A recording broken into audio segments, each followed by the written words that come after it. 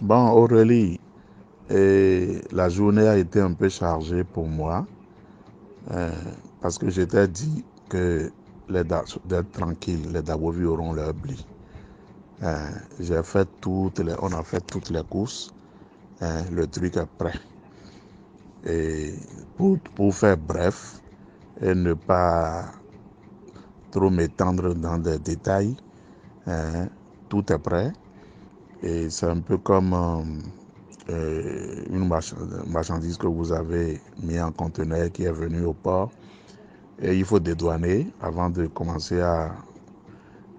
utiliser vos produits, quoi. Euh, le truc est prêt depuis 1 mois et demi comme ça. Et on me demande, comment dire, une sorte de frais de douane. Je te balance, comment dire, c'est un langage codé, quoi. Et pour sécuriser la chose pour toujours, quoi.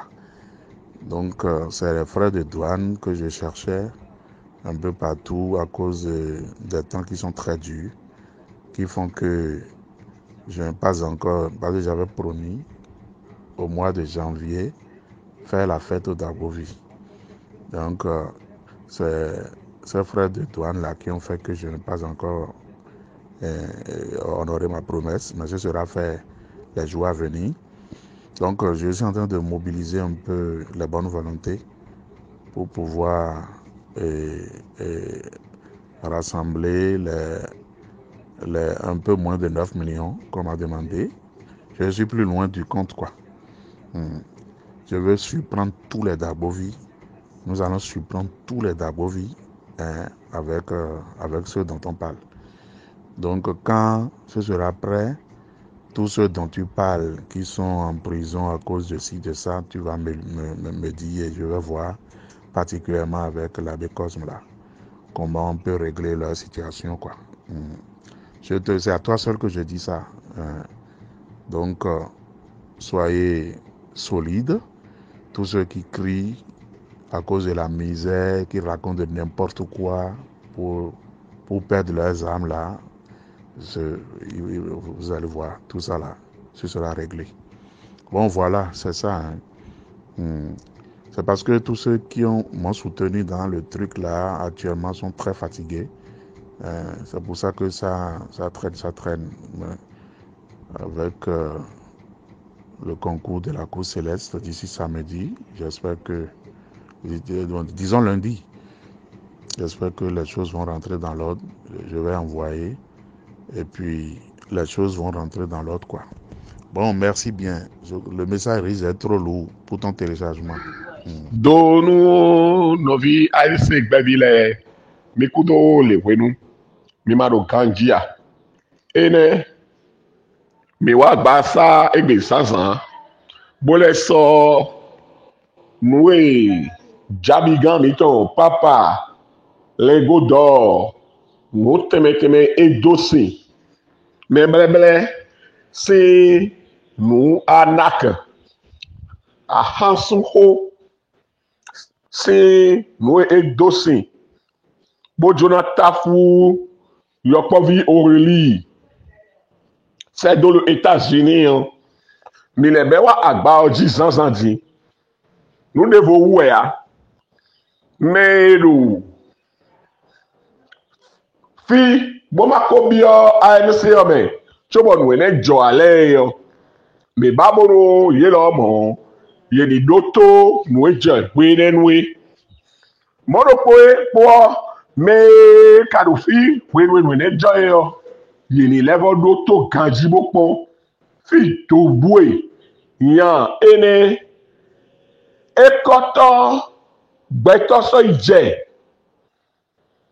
bon yopavi Aurélie o mi hen mi nado ewa vo sagbe ewa o me ouvert mon ele ewa vo iton sado papa ton gongbe bodo yan meche leonu kanpa meche leonu ouvert me le wale bodo vo ton sawe bon nous teme ere yan ene dosin bon yo pa bi wa photo sagbe no gonton wene mia no kunu ajoto aso ho bele so de na wagbon bona hansu eyeyo ele so date bo ho nu me gintani kaka bo ble bo le jakweton livi ato igbe nato wejenu egbe nato vosanu egbe ba na le jajo domi no eje hwere nwe ene mi bedo kanji ne no bile mwene je hwere ba mi de ya ene ba mi de ton ya ebu ya yo ya to cho de bo ko le je mi tun de ebu o ekun da ebu we jija ipo we a ele leko bo le ba oreli omo bode ena le do yo de bo sin gbo yo electo ha oreli yo electo àjọ club alopa vo ha oreli yo bẹ́yìn náà èyí tí wẹ̀ oreli yo tin àbí o second ya jọru ẹ ọ badabada vo ẹmi nalẹ mọ kun papa mi tán ẹlẹjẹ oreli yo gbẹmẹ alopa vo bonale hansui èmi bẹ́ẹ̀ tó bọ̀ mí nọ́dọ̀ a fíjẹ́ káde bọ̀ mí bí ló bí bẹ́ẹ̀ wẹ̀ họ́ ẹ̀ nùwé láì tó sí lẹ́yìn yọ lóko ha òwèlí lóko ọ̀yọ̀ evẹ̀wù ebalawu ehelebodò mẹ́rin lọ́lẹ́ yọ yìí sọ̀kùlọ̀ náà òfì yìí jẹ́ àwòfì yọ gúdó gbẹ́ kọ́lẹ̀ méjì lẹ́mìí. No eje were mi de mi be gbobo yo ficha kade yo no eje yo de na wagbon bo kwetu amle yo ne ena yi janjan yo era ko kanton dokuru mi bo mi tun bo mi na sodo to menu mi no vile mi na sodo to menu mi mi kudo liewen kudo kweme nwa bro ma do ko kremle do sujet e momenton do mi kpɔnkpɔ edzi gãdzi yɔ na wa wɛdze nu megbe bona dɔ emɔme do mo iglesia si tɔ emɔme do mo papa wa wɛdze nu megbe bɔ ŋdo wòvɛ lele mɛmɛ bɔ mɛtse lɛ ewoe do mi lɛ lɛ ɔmɔ do wòvɛ lele mɛmɛ bɔ papa yi ne evɛ si lɔ gbɛtɔ esiku se wòvɛ nu mɛmɛ si bo wa sɔ xɔ mɛmɛ tɔ bo dɔna. Lẹ́sọ̀ àhánsókè kó sí àyè sọ́bọ̀ àhánsókè kó sí àyè tó gbòòrò mẹ́rin náà kò gbà fún ẹ̀ bọ̀ edéwú ní mò ń kọ́ wọn númi pọ̀ gan jí sí do ọ wíwá ẹni wọn sọ́dọ̀ náà pàchá mi yàn wíwé mọ́tò náà pàchá mi yàn wíwé fìgàn plan fìgàn dé kpótó. Aurélie pour aïe mais regardez de Aurélie ouais. Et voilà, ça s'inscrit dans la même logique de son état, de sa nature initiale. Figaro, moi me khodu, ewe koyi tujoton. Et pour les mêler bidou baname on te kablona, il faut me du wesi. Ou anyway, elle je dis le nous Aurélie yo. Nous ganji we no na pacha mi ero na kwacha mi yando no ganji we yo akwe podo iglesia po yelu na je po din lo akwe bi ba si ali rovo o ma o si se si ali lo mo rovo ero akwe bi ba podo we ohun ebi o ajo to ho mene ajo wiwa ero furu ma o si se àjọ̀tọ́ rẹ̀ wá bí òye wí kọ́ mi gbòòrò àdọ́kùn ìtọ́ rẹ̀ káwọ́ ẹ̀ bọ̀ jésù ìjẹ́dẹ́ mẹ́ẹ̀ kó ká dọ́nù yọ mi ṣe sí i lọ he lúnú mi tọ́jú pé ẹ̀mí sọ gbọ́dọ̀ blo àjọ̀tẹ́ mi tán bó dùn bàbí òye mi gbọ́dọ̀ mi kú sọ́nà mo gbére pọ́n bó yàn yé bó kò yé bó yàn yé sì wí ẹgbẹ́ bó sàké lúnú yé bọ̀ di ntẹ́ gbé mi dé ntẹ́ yí mi dé. Figa é quando mal tão fabriquei quando ele cria igreja então. E dema wanu we wa jone. Yiru po yiru photo sare. Yiru po yiru je sare. Yiru po yiru o gbaramezi ko sare. Yiru po yiru fula sare. Yiru po yiru croix sare. Yiru po yiru bougie sare. Yiru po yiru nu teme yiru gojibla nu sare. Yiru po yiru hongan sare. Yiru chavi sare. Yiru po yiru kpoge sare. Yiru po yiru mi bo po nu tobu nene. Eme ya jo ante kasi yororo. Ba jo esi. Bo nu e donye de tawo. Tobu nene bi wije fidèle dopo agunvi dopo na khocho mo sekwe yo a. Mo hu egba odo sekwe yo si pri nu me bo nu esu gbongbo. Bona tun lo e sekwe a. E karamblo papa o. Trouble yo yiro me si dekado papa ko me. Eni le bi kwije na blo chobo yi papa wa. Eni le bi yere na wo me a. Eni le bi era wewe o me ganye onye kambio. Don we do ede yo ena bo nu vle nu we yo. Ana mo papa o de su aburo mi na vle papa. Ko ana wa nu pere be era won papa si. Weten we mi mo roma tondo il boss menu fidèle catholique de mo buru ko e 3 millions bi o. Mo hu awe do excuse you le gan fidèle ton e so e dawe ni o ha. Awo so you le gan ko de awo me o gba fun si awo si me bleble si awo si. Don we do e de o. Enye de suna wo si awo ero koton pere o. Esi hu do ko mo koton jolo fidèle to e ko do wuve me ya. Mo fite nu bla ku nu me on kare do ko ton le bi me di. Fite wuve si se nu me on kare do ko le me. Mamone. E mo hu. Me yi fidèle le o. On gba tun soro sécurité me han. Gba tun sécurité me han. Bon wezo ya iton manu ve wo ni anu ne wu. Gba manu do nu bla ku nu me gbede ya. Ye de manu logique nu bla ku nu me ton. Logique won le ganton, logique sekwe ton, yero logique ni de bume ya. E we zo mo mi na bodo mi do aho, mi ga ho, me de ku de mi wa ketio enu di ntinu ye ya. Ntinu di nu ye ya. Nwene figano di dojilo yopo religon ele fo kle asun do po goro jire ali emi bu ma wuro poro fine ya ma we ma zi gbazonu me ina jino maria ton bo nde bukli mo do sunu do to we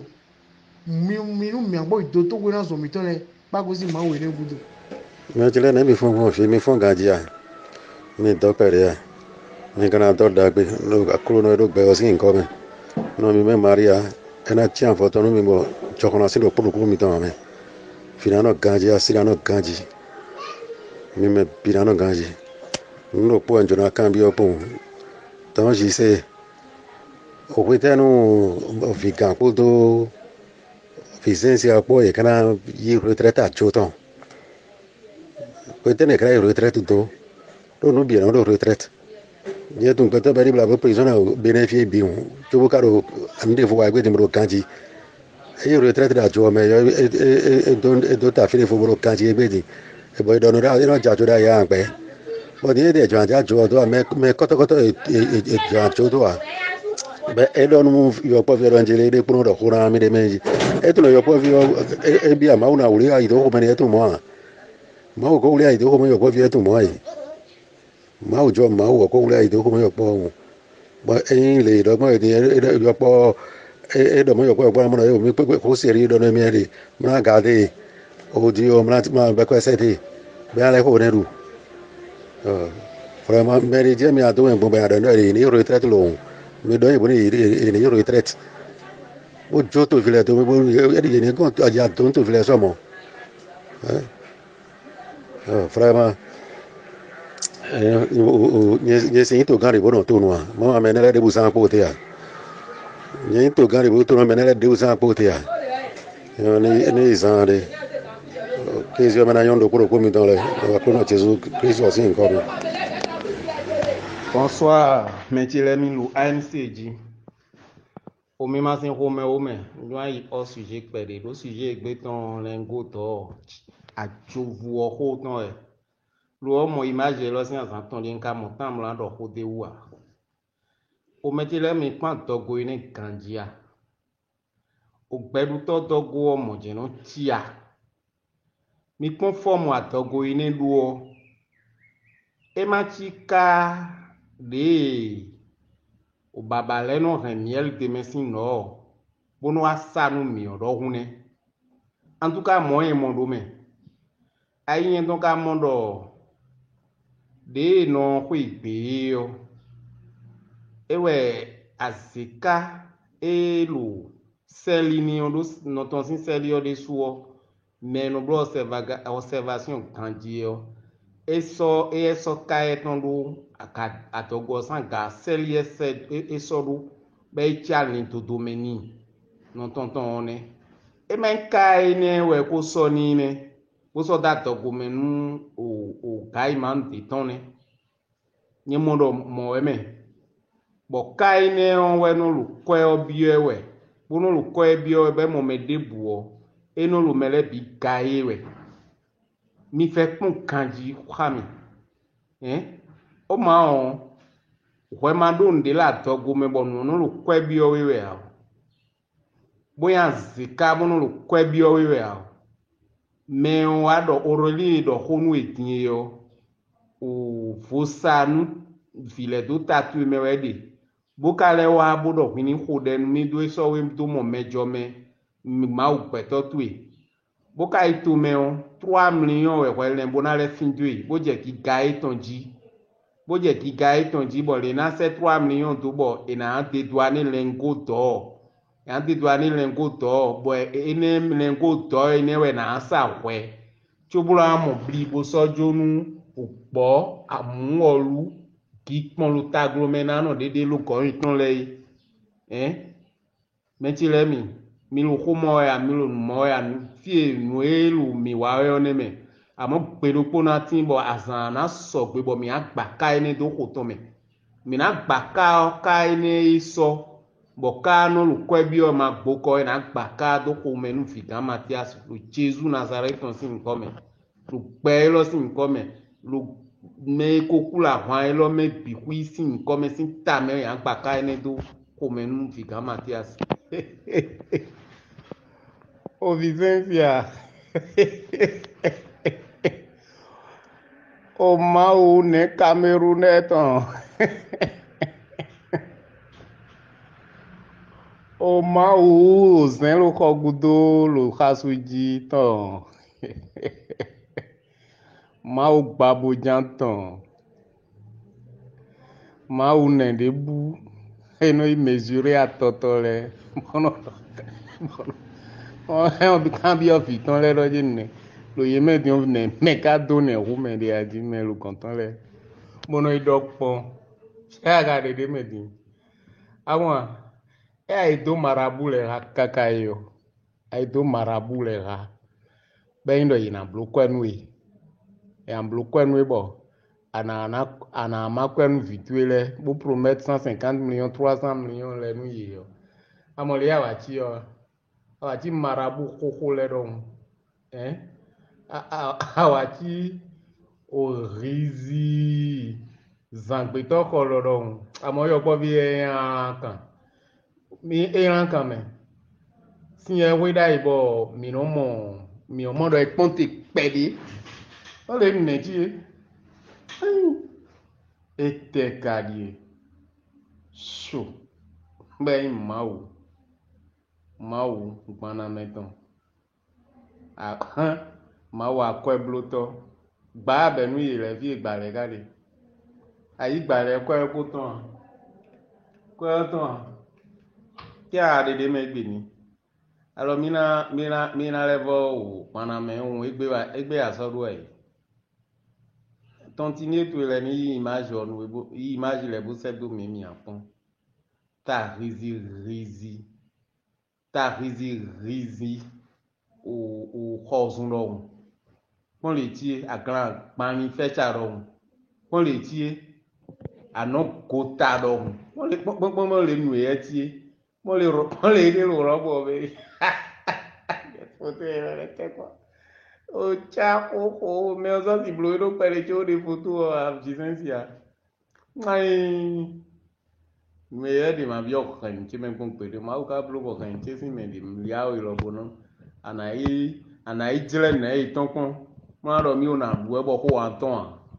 ba bada gavu salopa le pape lingot d'or et papa lingot d'or pardon a dédouané lingot d'or ni o réussi lingot d'or quoi c'est de vous a dédouané ya fie na isa gbon ade ka bi re ba da dogbo me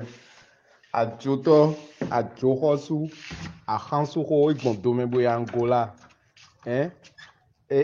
sun kole bi ba je mi Jesus sin hoho no dro mi kakata rizi ayin Jesus sin hoho ta Jesus o ko ikado do tutan ya akase ya ana ma se ho ido do tutan eje école ton iji amole no huzugbon wa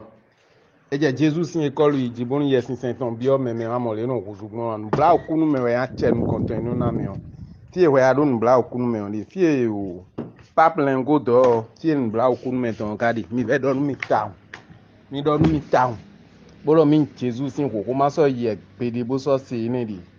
ma so ye gbede bo so se ni di na bi ogbe Jesus be a check pe we sedo ajoto ya se 3 millions do we town bo me on sedo be ya ba ina marabu le sin adresse bo le ni sedo marabu le ajoto ajohosu ndo be on roje Jesus sin mi wego no khomedua wenwe Mathieu to kwaito ewa mo Jesus bo huzu bo savonu Jesus do ni so kwekemio Jesus so kwekenio ne do edo kwei bo madun ayu melesia ni manu wa mono lewe do ani kwekon blo enele me ye wenon tu ele die kwei mo lo ami sa anu ambakre no bono ibisin esi be bi no jagba e bazon lo anu kan ibio a be no lele meka bono ku ye wenon tu e blo accident bo wen afo be do na blo plate ni na blo plate ni blo opération chirurgicale bo platre bona platre yo agbe bedro ma wo afodin tole kwi ewe so yi do ma amanu eno tan fole kwi ewe so ye wo ni do bo no flen kaka din bo wa click clear e wa click clear we atu e so fecha bo afoton sendo fecha me ro elo yi ni atu so fecha ye wo ni hold on yo afoton sendo fecha me ro won no zunzon bo no yi ajoto ahasunho ba atite ano je min Jesus sin hoho papa joto guy man e guy me gbon fibi mauna bi ahoton we tin we de nu alogo me pa imo no we nu we de nu ama kan mi twero ai ho me fibule sogu point no yen mi maga gua mi me ku de ku de to we nen to le mi kenkran bo so ke mi me mi so ke mi e ma tun ai jinu mi bo so mi sin étape ma o so mi do bo aso do peto guguri ji a o po e na ren bo ise kwe to me won bo po e kan le ren bo ise kwe yo ho mi a ho po ba joto vo sa po nu mi 54,000 nde ncha vi be ro yin hongan be o sa nu me dai be ne we na lu me si kwe bi nbe dai do hun se kwe hona Jesus o wa fi mo jen plon mi a Jesus o wa fi mo e do nu mi bo po mi na do ise kwe yo wa be eblo ni le bi kwi be kwe do lo din yo o me infidèle tombo to gudole we na no yolo brano bio in boss mena brano je ni sekwe de mi do lengo dobo na te douane we ajoto a grand kanti goudron do njawe nui ngo wa nui de bois me a de chance bo son temps a de chance bo son temps publiquement on ma mode de body na budoe we alimo no servo me kudo gbada mi no kanji no mia Mais le jogo. Et on s'est remis par rapport à Aurélie BCC. Bon, fite ouais, au Mathias Vigaka, non, bon, Jile, Hoe, Evido, ha, Aurélie, bon, Hoe, Hu, Joho. Fite ouais, non. Et toi, Bédé, bon, que Atima, ouais, aliment nos cerveaux, dodo, Emikoya. Et dans mon mia, fala voix. Méthode dans mon bravo pour le montage, mais aliment nos cerveaux, blobo. Figa Mathias Doa. Figa Mathias, ni boton jak bangba, kwebo.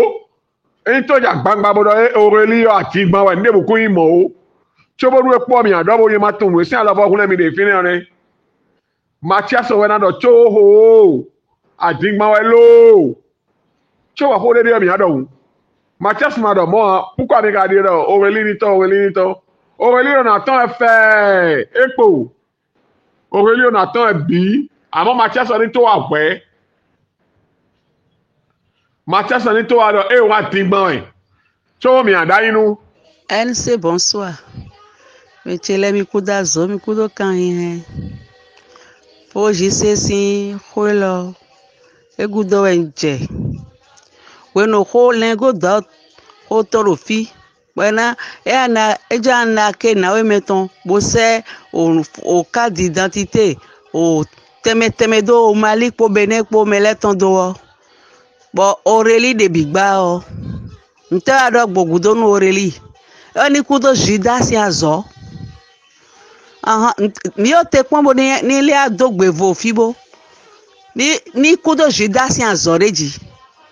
Ni kuda azo kaka. Si wonu edo eni o. Bo wala o. Mi o so mo igbere di ti azo adogo digla. Nukun lile di mero zogudo pon edo gudo pon edo won. Choba mo ya zambi di ewedo asiton edo ewedo o jimo ton nu vono azon liri di mero togbo edo ni o te pon ni a démenti nde te so fine afofo mi ba jende ni zegbo ide iwa o de da ri ndo ho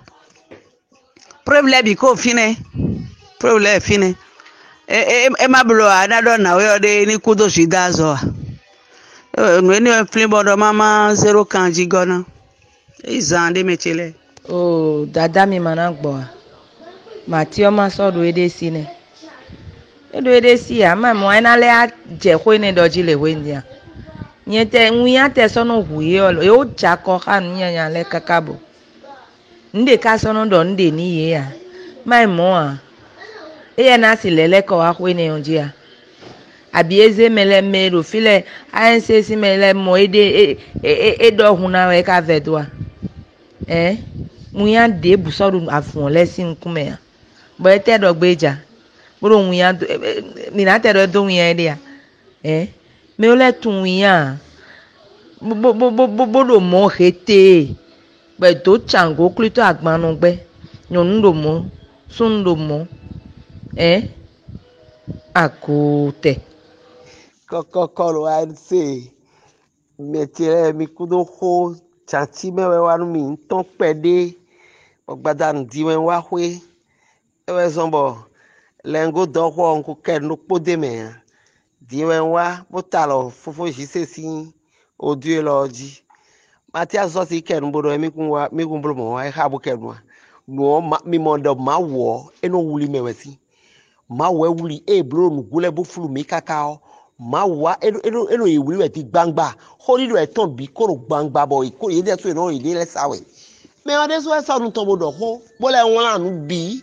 e so se gbedian ho le ton bo le do me de o se do de e juda we blo juda ro mi ai mi po gbe ton ni ai bo bandi ajo to gbe do e que c'est codé bandi papa bandi mi moro gbe lo mi o ma o klo edo ebe kwa bi tombojo en bloko na lo Mali bo mi lo si sewe chuo gbeto de le dia mi ponu e ma wa nu mi ete wa blo e ja kwa onya gbero vio si dilo don bo kwa ma si wa gonton e wa ze passport me no bloko le na me no bloko lo Mali le si passport vigan Mathias wa sedo vio do de ni sokwe ogbon fine mi mo le ma wulia ene kokoroko ko prouver do ko mi ton bio ye dunu ye lo mali nu boy mi mo gbe a bo photo ka dante me ton wa boy wa yin beto mom e we ye de do mi ni fofo Jesus si hoho we go wa lo nu kwiji ne wa we Jesus Christ na eton ko egbe a ekpo go a David ton le po biero jijo fi lo po ye de so a chorote boro clean yanya ro fi ede o bo mi de no me vonu ya lo pari Jesus wa mo lo gbo me fi bo mi mo da ya duro me e je don mi do lo le bi me kokoko no vile kokoko do agba dadagbe lo sa no vile mi kudo agba hihen lo kudo ho bokudo azode akuno peruto eho mi predo fi bodo mini blo mi kudo azo oh papa lengodo figa Mathias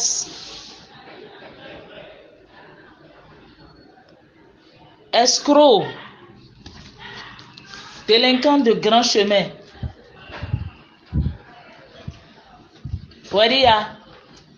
nukunto emedia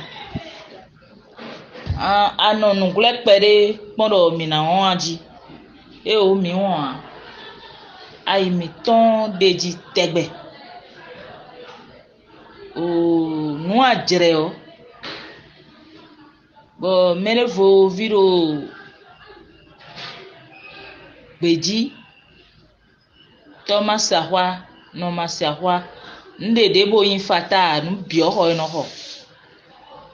bene o mo reon eso bio sun kan bo banaki nu ye pere bo do wa flomi ona bero tomboro ya tonjiwe bo po Vicence akoko vonu ero ko itomo bi do cérémonie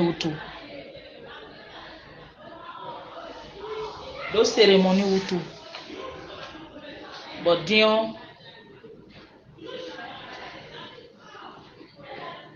alele kakara de a in semper bombo we bodo mawu gbon mawu e kon di ano idoba ino hon awa di doni we do de enbudo we emi ko so timbi meni o ana suis prendre dagbo vile do lengo do noewe o du mavoe eno voa bablo kaka diolo ne made makame million aton amoya asedo eze million aton sedo Bamako onwe akomo boko ya akpe douanement on boblo a figa Mathias atuno maudinton maude do petombodo atinpo kanpo nu bi atuno de au courant kan diwe de dian bo awulu gbe obi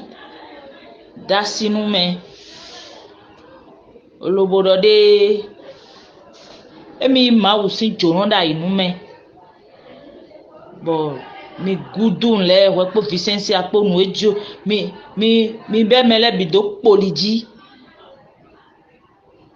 bo akurun pẹ̀lú to ademi do ANC bo agba gbogbo lo bo be mi kon ime bodo mi no gbo tun kon yan we bo nu mele ni do sisewe bado ai ho mele plero fide bodo ini jonwa gravinele do mero bibana kuwe buna kule ba abanle bodo edo tash do alovito e anonzo bodo de ni pon don wejro wele bi bana ze khle me kiwe kpole do de ANC wera tingbando e amole ma uno de legbon et détaillé pièce par pièce alele dinkakalo lengo do ewe na hulando nu kontoe bana khuleta nu ebo hulando zogudo toe a o de douane lengo do a joto ako de douane ya ai rompe no santon de a hoa mina sumbi papa lengo do bo ano ezewe wula ba no ngule pede eto kan ai gbon file bo wa bole bonu ANC na won mi su won pede a e penpan bo nu mi ka jere do pe o me o sutu hwe do hwe o nu e na da hwe o ji waton e na besin fika Mathias o e atenpon dinkaka mi don zando wo moton baba ido ho pede atunu emi kundo munya wa ado munya no e yodo munya ado debua edo pon do fido we no dalovin sunu zeme mono fuye o azome vito e me povo poro khomele anu idalo apo iton le me medele dia medele gbe nkadi donu amako he ajo sin pevia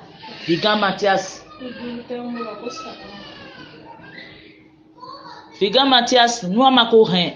ajo sin pevia mina du mele vun Bozan 1 milliard et quelques semaines de pomme.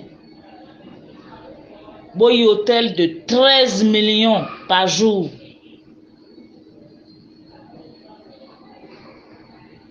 Bon, analyse bon fini kaka bona le aido. Million ton na findo. Mele vo visin ko mewe ya. Munya. Le akobelo, moi ndo dudu aledo escroquerie de bona leva blo edime. Ana leva blo, bo leva blo. Bon moi yin. Be bikoto me amo ina le tungona. Avant joto. Mon nuku gigant de do sedo. Dada mekudo gbada. Odio mi to ense di mo ko me hun mo no mai gbe mi blo pare ro journée o me mi de tu blo pare ro Cotonou o me de me Benin o me de o fikan mi tu no to don kun don lile wa tricherie e ya so me o nu kun ton le je no de me de vo sin fe yi si pe viton we got on les sacs do comme de na gbogbo ifingali fuye nu to le mi mo lo se mi de no e me ke gero no come e no me le un sac to no kun le mo ro fifi podo e ka zende de me a gbogbo no ka bo suro don bo a kuzun développer ne papa lengo do nu kun tro ejajo ka ba ro yi o e de su gbeto no wa jorote me de vovi buru kaka to menu confidable asutan kokoro game fami to le wuri bida hautu ba menu ele ayo bro oleri atun to dokun do ma vo eno do meji ena do dokun to jima plonvo vo no nu ngba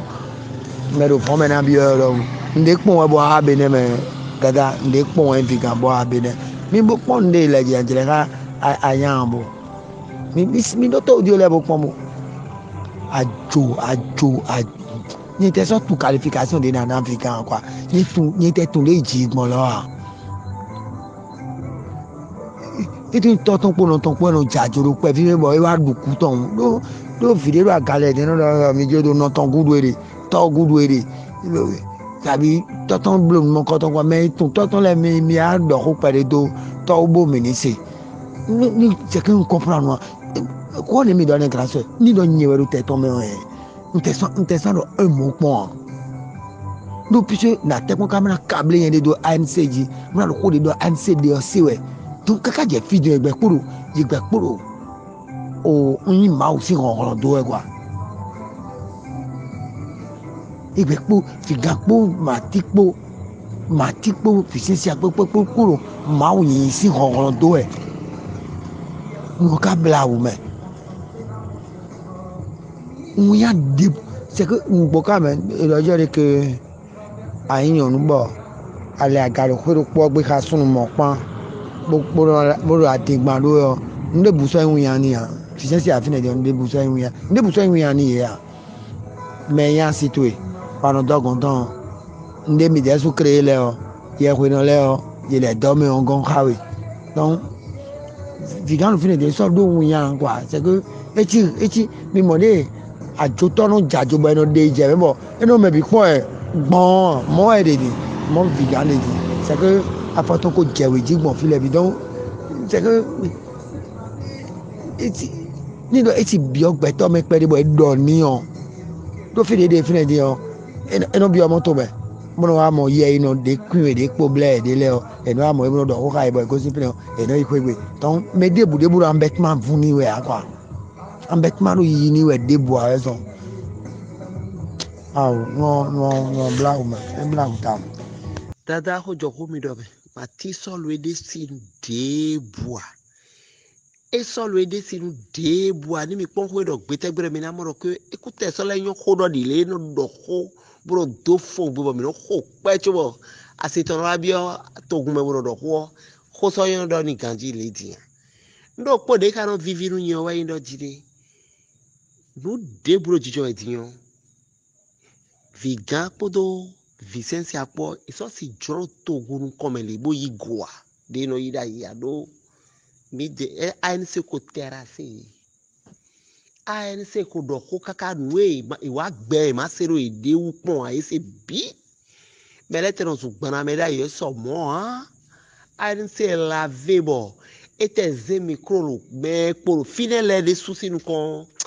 ko so gbe so ro yan de ni ganjia donc mi o gbanu bi dokuru mawo ni mo ayi ye de so ti mlete ganji de no gbon pon gbede ya hun ye te de na le problem mi sa dile su abi azu na le bo continue e so si ti koko a debu a mero po lo fine bo lo ko ba ele je yin me to disi me yo ero to me di bona bo me ka so si do gbana me ko me de ro te di bona yi gbe bo me e de ya do ibe bi o se ho bo mi de su mission mi na do te mi o block wo ro fine mi block wo ro fine mi block wo aton we ne ro fine bo me de da ibon do mo ton ko ine fo e so si mo me kwedu ado me kwe no du e na le ple me de vole bona je kwedu ji o aba. Bonjour la famille me chele mi ne mi fongo mi fonga njimia ndobe melo agbasabi do me khato me wono ni moi sindo e ko do système de gaio ba e ko bloquer mais na bi ba o vivinu e ba ça c'est jodoa mais moi mais aux États-Unis wedi e no to mo fia ba ka blo cérémonie mo pan bo so ko vasu bo vade me kaka enyande ya ba de wa no mo bon de wa mo ko le do de on me rusindie do no vito so poko i prison do so po sandinde ba o se biloto me di on na blobo ma mo no contrôler ba le terminer de luna bon no vi meter le prison le dada meter o sandinde bon no bi o gbedo ile o ne mi na blobo ba ho supo e na de a hopo me do gaho e na tempo bo e na to si gaho e ka ba mo we no contrôler wo e sempe yin to o fofo Jesus si ho yin to e ka mo epo de mo na gai to mo de mo na du ko la poto me gbon ale je kan to di ba ke no akole lengo te mi do lengo do ba mi zomba wa pome ben na blu twana alors que c'est nous mais nous on lengo do ben do to de ben blu twana c'est nous ba me bitum tio e we do a de cadente malito et pour le réseau de gangstérisme d'Ahomé et pour le réseau de gaïm d'Ahomé nous Afrique de l'Ouest bi maman fite e carte d'identité et malito aussi fite basi fite to malin le cabo que c'est quoi mon mail les dinomi ça veut dire que le réseau de gangstérisme réseau de mafia d'Ahomé tant des moments et nous dit qu'à dire bois des me coller bon depuis 3 mois beaucoup là on a calmé à moi et va trouver que les la blombo bon merci à on a redécoller bon merci on a redécoller mais il y a donc bon mais de la kudo nous on a bité wa mais na bien efficiency a et fond mais na bien la son job efficiency a les gars mais na bien coup efficiency à fond mais na bien efficiency à dans le que ah mais le de donner à dans le bon c'est là je suis de mail de ton c'est là je suis fi bon et donc tia et dans le son et de quoi et en dans le mail là bi atigba ouais et on va musique et on va musique robin si mina pondo oh nyale si oh avec abimele si tant makuba et samedi a pourquoi non si faut tenter ne a ba de mawo mechemi mana blemi a ovisi a ovi dahu o abeno to bo ma wan bo ANC wa bo mi gbado tam do ori to kere mo mi de me na bi blona ma ko fi to poto o to na bio ori lido aux États-Unis donc mais ouais quand on belle diaspora mais le fide filo o awa gbeji don ba yi gbana me yi dagbo vi eyin le o ni quelqu'un mo sensibiliser bo kre me que le petit coup de filo ni kre avec preuve non réseau d'escroquerie réseau de gangstérisme d'Aroué hein Belzéboul de on doit tenter ouais so abaza bowa bo benwa le roué merci Ezani. Bonjour Ansi, nous voulons maintenant grandir. Oh papa, lengo dosi huo, nous y demandé où aider. Mais moi, des dohonu olori gwende yo, et tu comme des, mino dohonu yonubo, et no blé yonubo. Olori, c'est un langage de côté, olori. Et ça no papa wa de hodo na gunvia. Edi do e hodo nyunu hontonton we de na blef yo bi akwa asiton gbon bo se papa yin ton eyin on sin aza dai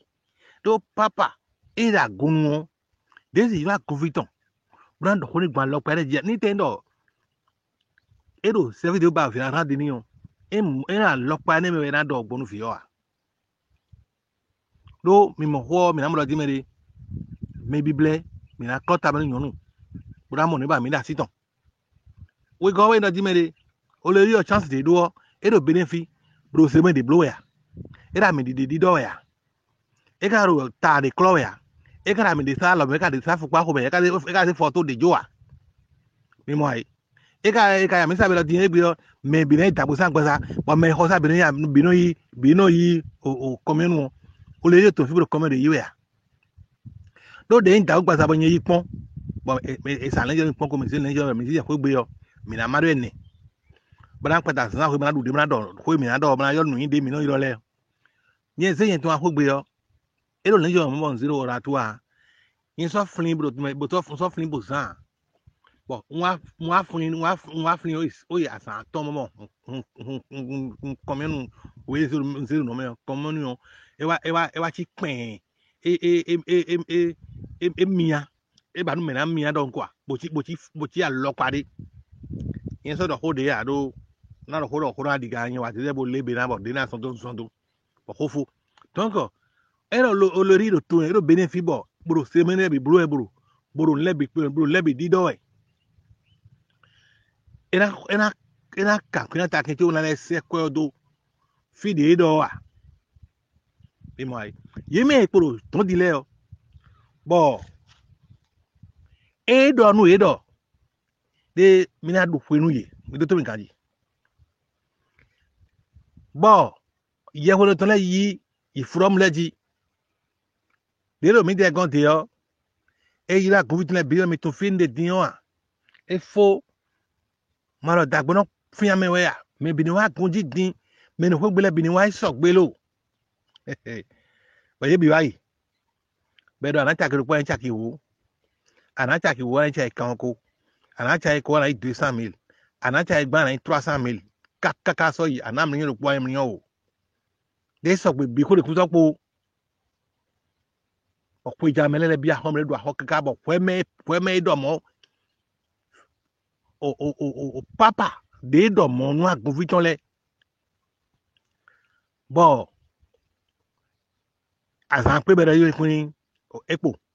de offense de we na de kwejo kakaka bo mi ado kweju san ton gome do fun lo meti bo amo kwenu ye a akaso amo ho de bo adonu edo kwo wa bo le atite mene sinu kon bo ado ho yon do sake ma ya kwe ho jibro kwe ho ne ka yin gbon ne ene ya to timi ni yiwe le gbara mi le gbe mi sa yi gbon bo finance wa igun to do jimere de simple de papa viga kun do mi do jimere e kun do mi so blo de do na wa eno do mi ho eleji mi ya bi san po do gbo me do bro mi le gan do bo nu eton nu ibo yero pobo akwesin ekipo meto do ko iwulo to ya lu ni wulo ti na mo fami ti le deji o fi gam bule to na mo fami ti le deji bo na ma kagbe ti le deji bo na bo mi ro do kan aton o ne ro di ro finance o chabokini alias perfect mo eton de na chan o ndi o de eklo le gbo na ho to ye o ne ko ho no ho no du amai bo na chan de eklo le o bo na do na Dubai be na du go le o na ne blowe hun eno jimere nu edo mi de o le ri chance de do we benefit fele so ma ye glory en ko fe en fo oni mo apete bo chance ri din buru pa se pe we ba hun si ansane o do din be o foto be hun pe de pe to le gbo adodin bo le pra kwere de tun edin do po nkun do nu we imo jimere le blanu ya hun mi do koro ko me po olórí ọ ma onu gbo yin ni wa tun jimere ekuna for de me o comme de ekuna mi lo gando ainse jigbon we so ma o so nu edo ko bonu fi obero ni bo kan to bi ran we do ede o mo a be ni we ko ja wa do nu me o o ka se malian passport sin kan de photo bo se de nu wa mi leni me nu wa mi leni o ma onu gbo wa do o fi ero twiche lo le mi de mi ton si me Merci. Kokoko do ANC sin agbaji. Na me ka de do fi mi fonganji a mi dokpe de a famille mi tan lelo. Yen bi fonganji ma. Ndondo mele bi popata o gan po han po bi poda ndondo mele bi. Yen do mele bi fon. Kanji mi ka ron fon do nko ganga Jesus Christ Nazareth to me. Oh Mathias Vigan podo akwantan lepo. Yedego. De Mathias Vigan do ton son ero bouson sen lo di me de on do mi me do lo e ma dam lo ne na dam lo bon wa podo yiran de théâtre ton wa po me le na de théâtre ton bon ba théâtre full sin kon do eton yi pour ba répétition ouais. Essaye go do ebi we buy théâtre ton we plomb théâtre ton de enagwa bo so buy reconquête bon e plomb no plomb nya polo visese plomb da yi bon ni wa akwansi nu kon yeno do keble buy bo mi le ble bondo fofo Jesu wa fofo de wa fofo dada jan dak wa o le wa boy no doyi boy no mala he to the flare ego igodo pe plon de na so go asen lo sin ko po we ipon bi e ma ikodo tatare e pon no bo wa be mina mo lo po ne de wa din introduction e ba yi ela che code du devoir ba yi 10 ans de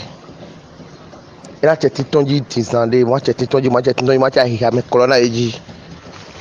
yele di onu teme de ka o so de onwi we o so yo so de bodon do hona o me majrona ai ka etona monule burgodo na yele onwi we no sa onu no do hona e flavo mi maman de do hodo maman e do pe ho parce que ye ma ko do prêt pour l'enfant so amlome ye ma do prêt na ka etoni monu même quand yo soutien ka no monu mais ne de ma ko do prêt et aïka boro sunsun affaire de lingot d'or son aïka mena ye bo aïka de ton de pepe ma wa eji bon il me de pepe ma frère bo do audace bo sen cambie parce que il ma do audace do nde ko no zan ko no wa sen sin ko utu tin iro tan hele din yi ma mo fofo Jésus ye mo gan dagbo tan hele yi mo gan mawo do tan hele bo ile so iro pe ho ye ma le ke bo apike krizo do dernier cachu chez ton les ans aider do escroquerie do e ma no te pon pede o dame Aurélie lo toni mi ka monema dame Aurélie lo toni mi mo bu sine e ma Aurélie kele wa yin a o vi ko jisin vi de lo Togo do ne ma Aurélie kele de Yesu ko be Aurélie ton ezo ma ko den gba me kakpo do nungro le me de ma nyoyi me yero bi baina son ko den gbo Aurélie ton gba tin ka je tin me de ma nyoyi me ne de ma de gba me so baina kwa je Aurélie ji me de ma nyoyi ni do ile so ka jo ide do bon réseau international ne parce que réseau ne ma c'est réseau national ba international ouais o c'est me de do tout à l'heure bien do fo c'est ba do ho e jan de ko no ko lo wat net tan dai si intervention ton lewe et do e ma so yin national international et effectivement international ouais parce que réseau ne kaka bo yedondo yeni by transfert de Mali donc malien les pour ko energy pepe minyero mene les pour ou de marabout minyero marabout yeton les don aider mais magazero marabout système kede mi a zéro réseau de mafia sur système gars réseau de kai système gars parce que même marabout qu'elle ouais découvrir autant magado marabout qu'elle découvrir donc ils ont découvert réseau de gars il dévou de Tonga bon réseau ne les ouais donc formation na yele gona réseau nigérien là type Gaiman du monde des rondeurs mais ne les ou tu vas y prendre bon il m'a dit dans l'école tiens maude daji ko tuko kana le kona yi ena sunkundo na yi ena wuyi me bi papata e ba yin e ja fon gbana me si awon ye mo fon gbana me si awon na mi ni ko nukulete na point de nukulete na point de me ti ai se tan le mi le kudu le ye wenu papa zankan mi ka bo mi so se gbe ogbede a o mi ro jijamele ka e ko de o de bo blo prara mi ko abo kaka mi ko abo e na chenu mi o degbe o troloi kanda hobi ogan gbedo to ajalolo blagada maso hondo emi o hi ho ele o edo ko hode mewe bodo yiwe bodo viche honu yenu mi bo o ko ho na jino de so ko ho me wona ngata mi to Jesus Christ Nazareth to nisu edo enne bodeo ezon telelelelele boy ba pe se ko to me bisese bonu hwan pli di ensan i se ko to me do e na chen mi kaka merci beaucoup nous mi de mi honu mi ni o bi di trolo boy coin fue mi de so tongwe bo donner ton simele mi ko le mo bi e na che do pour mi ton ku donu mi we merci beaucoup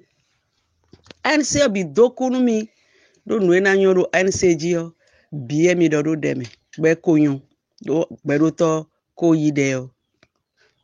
Martin kunyon mi do mi na yebo iwe bona kendo uton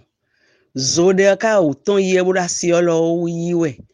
bo edo yebo ka lan ton me biyo we ni biyo lan me ganji di le gazozo no biyo lan me yon de oni biyo lan me no mati boro vivipo boni ni leko yeni leko mere ma je han we leko yeni leko ti yo no dan we no mo ye koro dansi ta ye mo we bo ka to do dan we a trop c'est trop mi leko bo akun matiu bonu a bobo ni di àwọn ẹni ọ̀sán chite gbede a àjòtọ́ pardon àjòtọ́ note musumu pan boy bloedero robo cotton etolegon bon Mali bon Ghana bon file bi boy le amansile bonu e mamwe o ANC ma aussi nukun ka moin botunle ton le bi e na pe wa mi oku don mi kakaka merci beaucoup edo da don gege ekuno glen sunu da don le bini ple bonu soni o jejebi soni tejan ba eze alole ninu gojo bonu de ni obi de ni do gojo bonu emli di sodo kwenu bada we to don fun le to ni oleji ena chen mi kaka merci beaucoup papa et zande. Bonjour ANC, bonjour Maman Gomez, mi fon ganjia. Et on se homiton elo bon taloji bona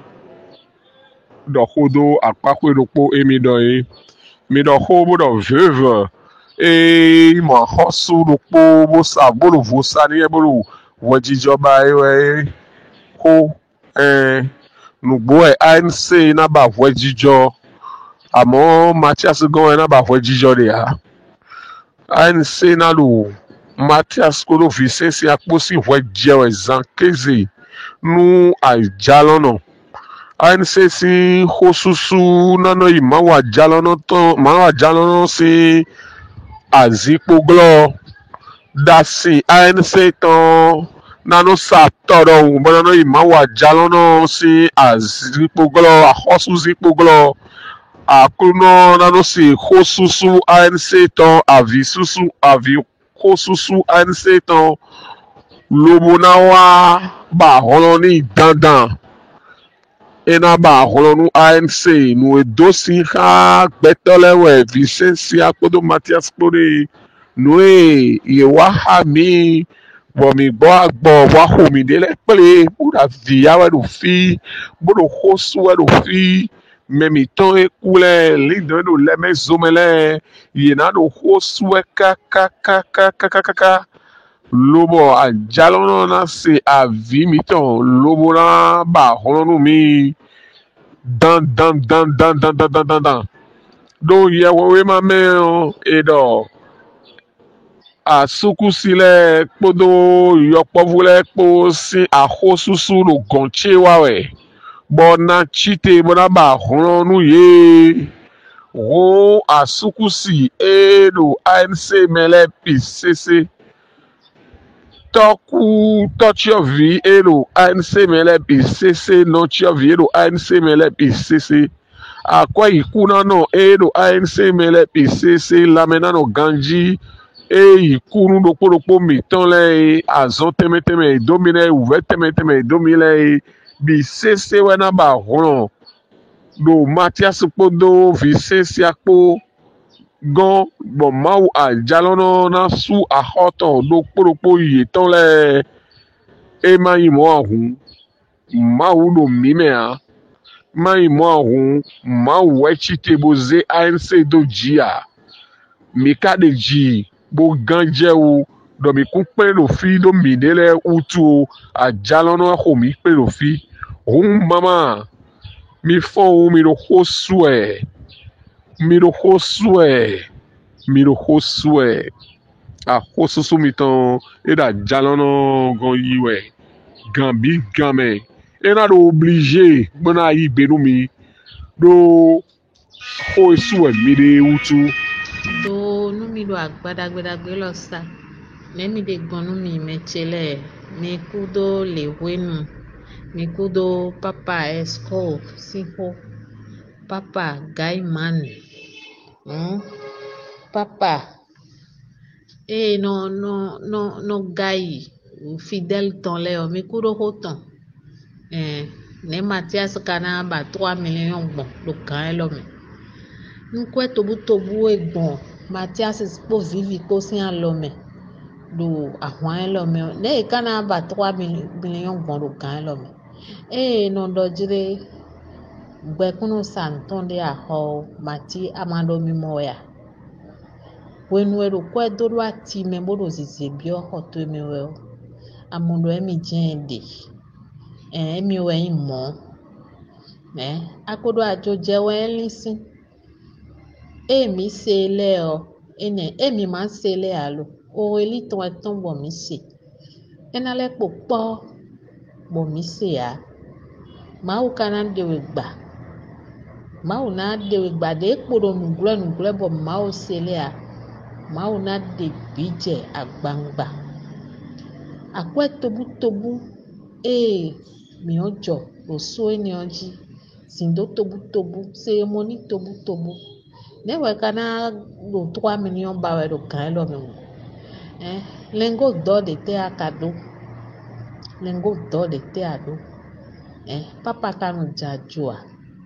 gbegbe so we papa bo journaliste le do ko cambio mauto e vivio do papa na pe we ro gbe o me we aji e do mi o do fi ni papa na pe we po papa na yin lo po san de di o mi na mo mi ma tun lo papa esco zeda iwe de ko yo nne mi ma kale tun lo mi me we le bio kai manuel mi bo mi ze pana mi oblo kwe mi ze je dokuna emi ka je dokun o mi tun zan bo ele flexing alo menu mi gbeno santon de a ho a de mi mo lene de mi ma se le a ele popo gege wa no escorte fidèle tuele bonondo kwe biowe papa kanu bio kwe papa kanu escorte me papa no jajua mize mau donu kombodo adaka howe mize mau donu kom bodo fidèle poplowe mawa jalono ena sunu mi zanzan ena sunu mi weme ena sunu mi gbadanu do mi do aime yanu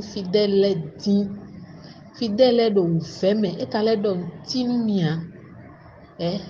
do tinu mia fie mi de mi na gun bona do kwe yiwe bona do mi esco kewe mi jija yin bo gboje lo po ajoji we mi no gboje do ajoji we mi no linta me do de mi na bo poplo kwe sin ko menu fidèle mi ton le eje no yin souci mi ton pe bim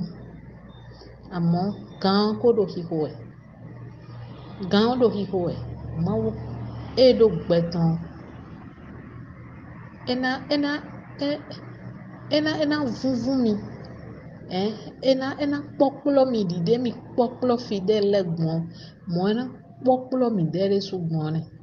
mo ena poplo mi gbon Kọ́kọ́kọ́rò ń ṣe ìsìn àgbàsá tó gbé mẹ́rọ àgbàsá bì tó gbé gan-an yarí àgbàsá rẹ̀. Ẹ̀ ń gò dọ́ọ̀lì kálọ̀ ènìyàn dìyàn ń wẹ́ mẹ́yà yarí rẹ̀ kálọ̀ kó ènìyàn tó mẹ́ fi dìyàn àràgàn. Báwo ni iná ká mi? Bó náà ká gbẹ́tọ́ èrò dánbọ̀ èrò rò kó dọ́nà ẹbọ ìmúrùn sí àlẹ́ o. Ẹ jẹ́ ẹ̀ grand frère kó lọ ní dẹ́jẹ́ ìrànkónú yìí. Lọ ètè kùntù ẹ̀sìn tí wọ́n nù yìí o. Màá kẹ́lẹ́ ó tó bó lọ èrè rò fíye lọ wọ̀ yìí dẹ́nà rẹ̀ mi kún sí o ẹ̀. Yìí sì àbúkà ló yà á mẹ̀ mọ́. Ó náà lẹ́tẹ̀ pọ́n kankan mọ́ ìyàn pẹ́ mọ́ lẹ́fọ́ ṣe àjíṣẹ́jọ́. Lọ ẹ̀mí ló kọ́ ẹ bá ló gbà mẹ́wẹ̀. Bọ̀ kọ́ ẹ sí pé àtàn lé lọ kọ́ ẹ ẹnu tán kọ gbére yà. Pẹ́ dọ̀dí ẹnu súná ló fi ní. Pẹ́ rẹ̀ ní kò pẹ́ bọ̀ ẹ̀nu kò pẹ́. Gbẹ́tọ́ kọ́ ló nà mọ́ nǹkan lẹ́lẹ́ pọ̀ ló gbẹ́ ọmọ ìfìyà. Yẹn mọ pọ́n gbére yà ló gbẹ́ ọmọ ẹ̀. Gbẹ́tọ́ kọ́ ló nà. Kọ́ ìbọn mẹ́lẹ̀ ló sọ àlọ́ mẹ́lẹ̀ yà mẹ́lẹ̀ sí àlè ìdàn ló sọ àlọ́ mẹ́lẹ̀ yà yìí. Mo lọ́dọ̀ kó lọ ẹkọ̀ mi ká lè ọkọ̀ jọ kó jẹ́ káwé ya jẹ́ ọ. Yẹn náà dọ̀mọ́ ní èdè fífọ́ yìí. Bọ̀ bí ìkúsù kọ́ ló nà.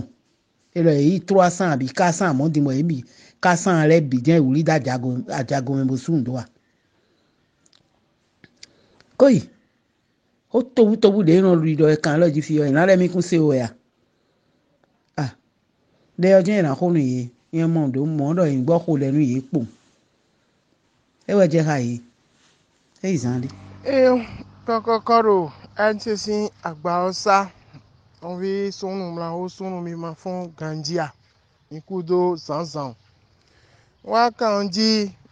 bo se hota e momenton bo tun ma ken pe do hota o epon howele o hoi edonu oreli gudo o bodo e hon la kaka bo aton hoi wa do howele o logique do po menje ho wele desi men bleble ho je wesi e dole e de nu o meru nu konton le do jire e o ma we do mi tetin e bo yin aijayi mi ton e bo yin nu le bi glo nu su nu dazin le bi glo nu mi e nu dazin de te fi sin si aglo nu me de u ve se we me kwe to fi sin si ale de o etun vigan ka tun ganji chobo ho ni le do ya mena bi eku e mena bi azon ho mena bi ro gan ho ndazi na do ya nu me o le do ya nu me mo ba do gudo to wa dan to bere gbigbo me ba do jirele o ma wo eyin onu dazi re bi glo alo dawe ro ko do e so nu do to ede ya me bleble do po sin logique me sin ben o yewere si nko yiro we alo mo e jan dag donu mi e o nde premier service fite ye mo jan dag ko repon e ye tun jan dag ko wa e ko e dam lo bo fun bo adonde nu mi po won mi lo mi no yiro mo jan dag de te won e ple mele po bo na mbo bi ne ye we nu e so bo e no te kaka bo susan ya tomo cho be ton e tun do menjide e mi no te kaka susan ya ton jo na yin do ko de o membo mi na o bo mi aton po won ekunsola kendeji o epon je ko blu ntemete de me bo tun ekunsola kendeji o chobo an se karo hun se bo lenu kendeji we me bleble sin ayiro po e ko si tasin do e me bleble sin yo e je san e po re bo nu e bla ro ho me o me ro nu ko to bra lo ho e pa re o e we yin nu e bla wi to ri ro le mi na lo mi de bon pour me on allait décoller alors pas vo c'est des propos forts